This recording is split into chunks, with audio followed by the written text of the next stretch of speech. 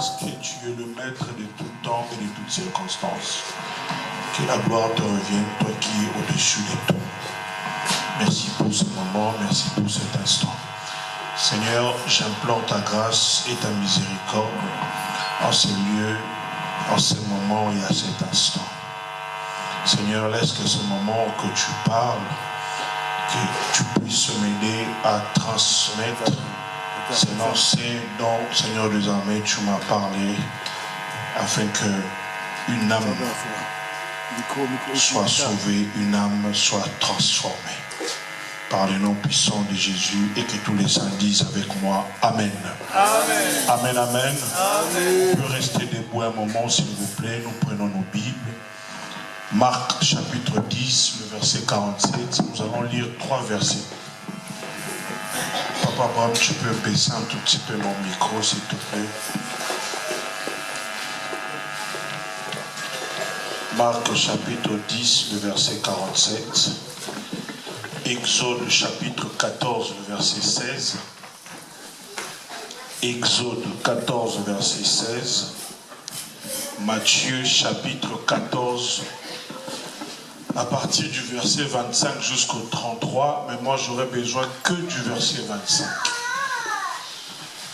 Si tu peux continuer à lire toi-même, mais les lecteurs, vous allez me lire que le verset 25. Je répète le verset pour les gens qui écrivent. Marc chapitre 10, le verset 47. Exode chapitre 14, le verset 16. Matthieu chapitre 14, le verset 25. Je recommence encore. La sœur Sylvia, elle prend. Marc chapitre 10, le verset 47. J'ai dit Marc 10, 47. La sœur Grâce, elle prend Exode chapitre 14, le verset 16. Je répète, Exode 14, le verset 16. Et nous allons revenir encore chez la sœur Sylvia. Elle va lire Matthieu chapitre 14, le verset 25. Donc, en Nouveau Testament, Ancien Testament, Nouveau Testament. Marc 10, 47, Nouveau Testament. Pour les gens qui cherchent dans la Bible, Marc, c'est à côté des Lévitiques et des Nombres. C'est où les Nombres Lévitiques. Juge, Marc est à côté.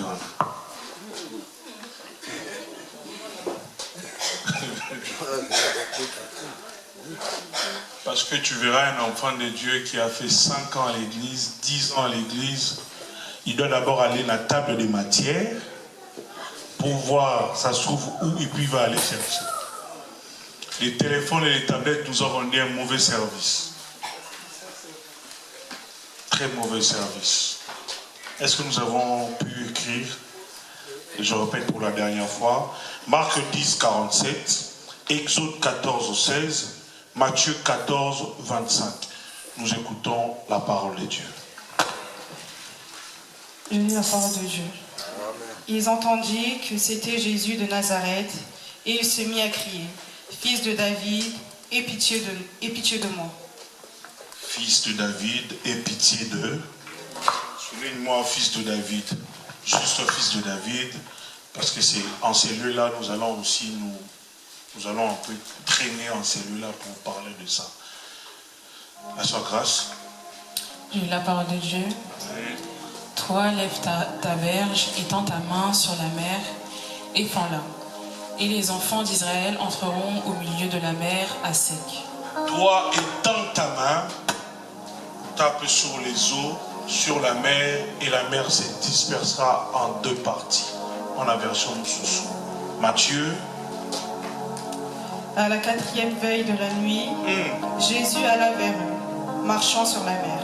À la 4e veille de la nuit, Jésus s'en alla vers eux, marcha sur les eaux. Parole du Seigneur. Amen, amen. Je salue chacun de nous par le nom puissant de Jésus-Christ. Dieu est bon, il ne fait jamais d'erreur. J'aimerais dire d'abord à une personne, quel que soit le moment que tu traverses, j'aimerais te rappeler une parole qu'une personne m'a rappelée hier.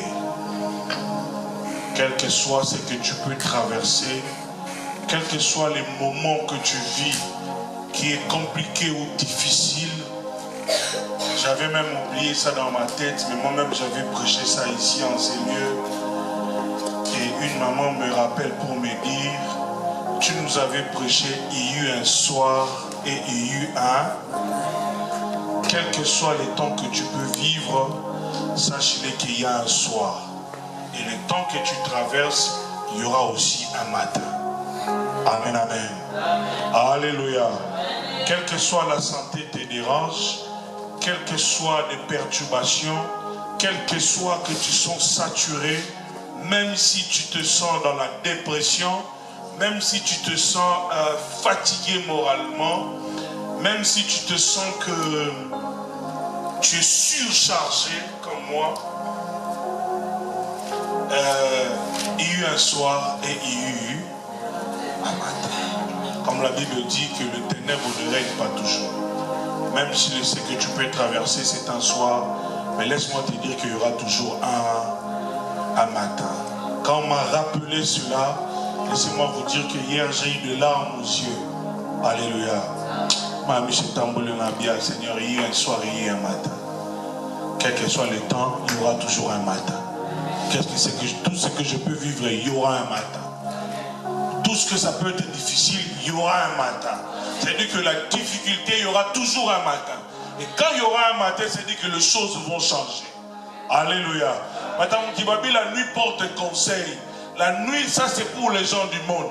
Mais moi, la Bible me dit que l'Éternel des armées passe chaque nuit pour visiter ses enfants afin de leur bénir. Je veux dire, même si je suis dans la sécheresse, la nuit le Seigneur passera. Quand il passera, le matin ne sera pas comparable à la nuit que j'ai passée hier. Amen, amen.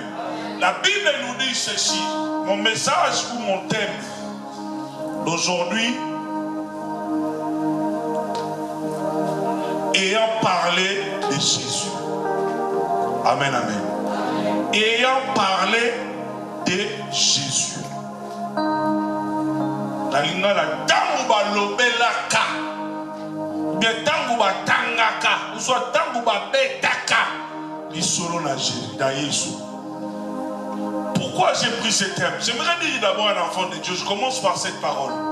Nous suivons Dieu, nous suivons Jésus, pas par rapport à ce qu'il va faire dans notre vie, mais nous suivons Jésus par rapport à des choses qu'on a déjà vécues avec lui. Alléluia. Il est très important dans la vie d'un enfant de Dieu, avoir des moments personnels, des moments de miracles, des moments de grandes choses avec Jésus. Parce que ces choses-là sont comme des empreintes, sont comme des signes, sont comme des symboles dans ta vie. Même quand les choses peuvent être compliquées devant toi, tu te souviendras que c'est Dieu-là qui m'a fait sortir de l'hôpital, c'est Dieu-là qui changera encore cette situation. Parce que le Dieu que nous suivons, nous ne suivons pas un Dieu qu'on ne connaît pas, nous suivons un Dieu qu'on nous a parlé de lui, de ce qu'il a fait.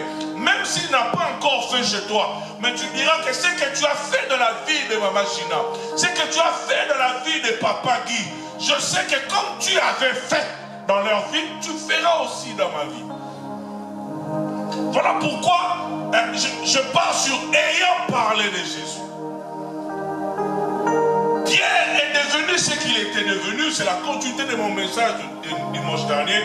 Il est devenu ce qu'il était devenu parce qu'on avait parlé de lui. Amen, amen. Le futur s'accroche toujours à un passé. Sans un passé, le futur est compliqué. Sans un passé, le futur est flou. Voilà pourquoi moi avant je me posais la question, je ne savais pas, après je me pose la question, pour avoir la nationalité, il y a beaucoup de tests. Tu verras que tu n'as jamais tenu compte de l'histoire de France, mais quand tu veux passer la nationalité française, tu vas commencer à lire. C'est qui Napoléon Bonaparte? C'est quoi la date du 17 mai? Si c'est quoi là? Pourquoi? Parce que même les gens de ce monde savent que l'histoire de leur pays fait de leur pays ce qui est aujourd'hui. Sans histoire, sans passé, on ne peut pas parler de toi dans le futur. Amen, amen. Alléluia.